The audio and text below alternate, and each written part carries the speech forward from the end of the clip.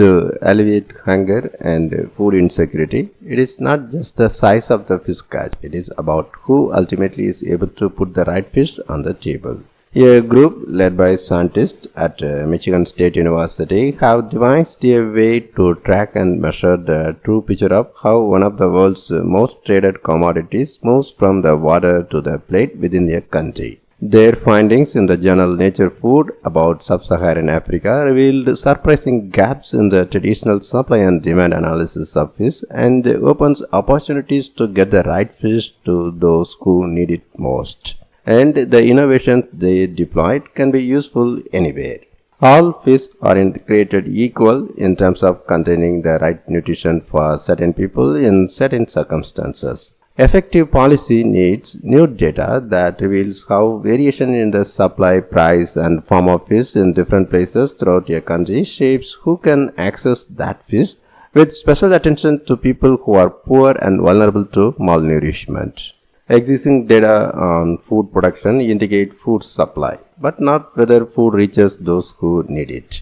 Meanwhile, consumption data describe who ultimately ends up accessing food, but not where it came from or how it reached them. The group bridged that gap by looking at how fish moves across space through value chains after it is harvested and at household demographics. They studied in Malawi in Sub-Saharan Africa, looking at the trips two freshwater fish took to end up at people's tables, which meant understanding why fish ended up at certain markets and whether people could afford them. One is small sardine like usipa and another one is medium-sized chambo, a variety of tilapia.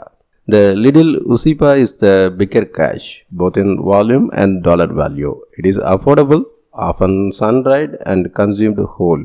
Chambo is usually eaten fresh and is pricier. The team surveyed more than 900 people throughout the fish food journey. The group found that usipa is distributed much more widely than chambo, available in 72 of the 79 markets surveyed across Malawi, while chambo was available in only 16 of those markets, which skewed to urban areas. Usipa also packs more nutritional punch than chambo, being higher in protein, vitamins, and minerals critical to nursing women and their children.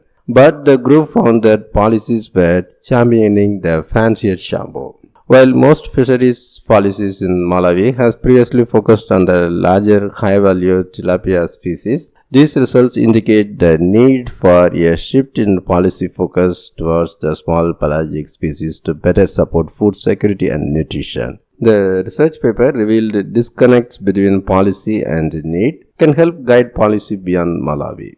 The researchers say that their work on spatial analysis of fish in Malawi goes beyond Malawi and fish food systems. Most countries, including the United States, face food and nutrition security issues in different forms and contexts.